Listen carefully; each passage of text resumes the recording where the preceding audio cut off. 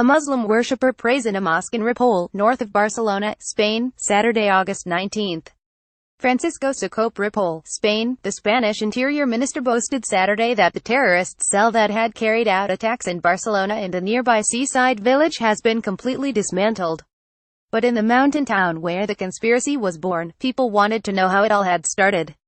At the center of the mystery here, how did a dozen young men from a small town, some friends since childhood, come together to plot in secret and carry out the deadliest terrorist attack in Spain in more than a decade, considering some were barely old enough to drive and most still lived with their parents?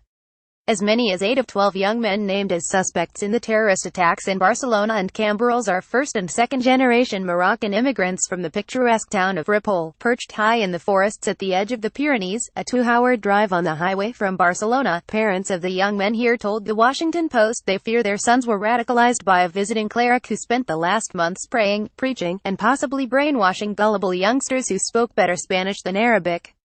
Others were not sure what drove the young men to such extreme violence. One assailant drove a white rented van down a crowded pedestrian boulevard in Barcelona, killing 14 and seriously wounding scores. 5 others attacked police and bystanders after running a checkpoint. 2 other suspects, still unidentified, were blown up in an explosion at a house being used by the cell to make a bomb, which authorities say was to be deployed in a major attack. Spanish authorities said Saturday that they are searching for Younes Abou Yacoub, a 22-year-old Moroccan-born man from Ripoll, who they now believe drove the van. As of Saturday night, some of the families with sons in the terror cell said they had not been definitely informed by authorities if, how or where they died. Some questioned how the young men could have organized themselves. Who is behind all this? Who is the big fish? Said Rashid Al-Kabir, a cousin of 17-year-old Moussa Al-Kabir, a member of the cell who was killed by police after their car rammed officers. It's impossible these kids did all of this on their own, he said. Who helped them? Local Moroccan immigrants drinking tea and watching cable news at the Café Esperanza wondered aloud how the youths could have turned so quickly toward violence. They were nerds, said one man who knew them. What we know about the 2 vehicle attacks in Spain. View graphic. What we know about the 2 vehicle attacks in Spain, they weren't all nerds, said another. One was a skilled soccer player. Another might have smoked hash. Ibrahim Allaa is the father of 2 young men implicated in the attack, said Allaa, 18, and his brother, Yusuf Allaa, 22.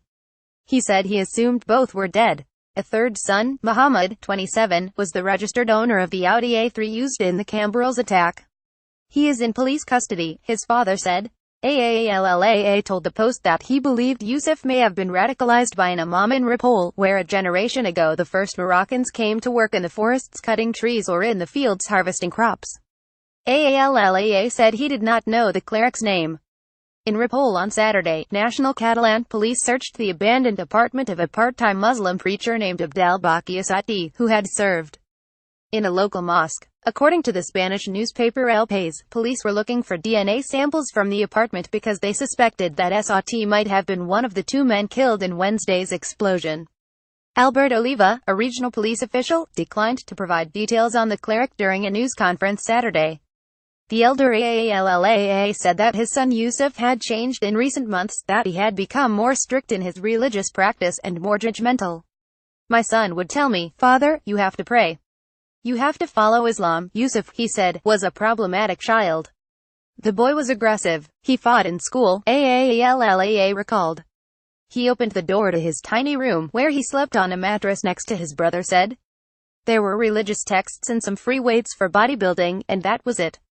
Recently, Yusuf would disappear for days at a time, his father said, adding that he last saw his son a month ago. He thought he was working in a nearby town. He suspects that Yusuf got his brother said involved in the attack, the father said. I never heard them speak of the Islamic State or Syria, he said. Not anything like that, ever.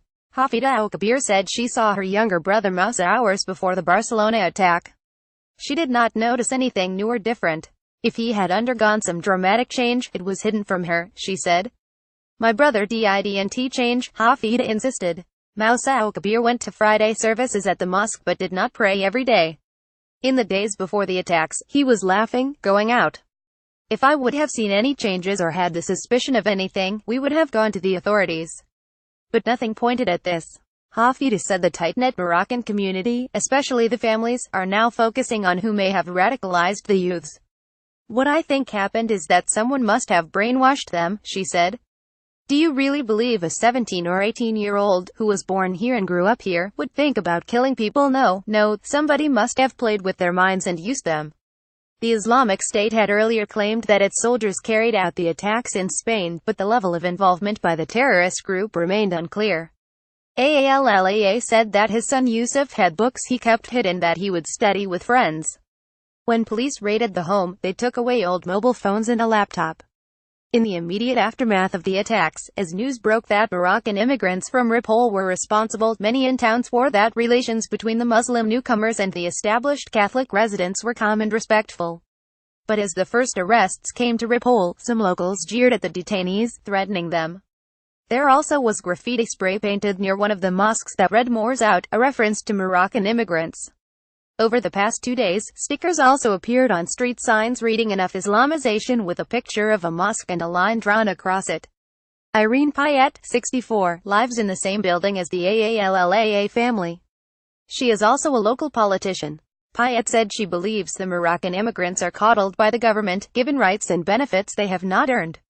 "These people, they are radicals, so I am not surprised they do this," she said. "These people should be pushed aside. They are not ready to live in our society." Payet gestured toward the floors above her apartment. "I'm sleeping with the enemy," she said. Raul Gallego Ablin contributed to this report.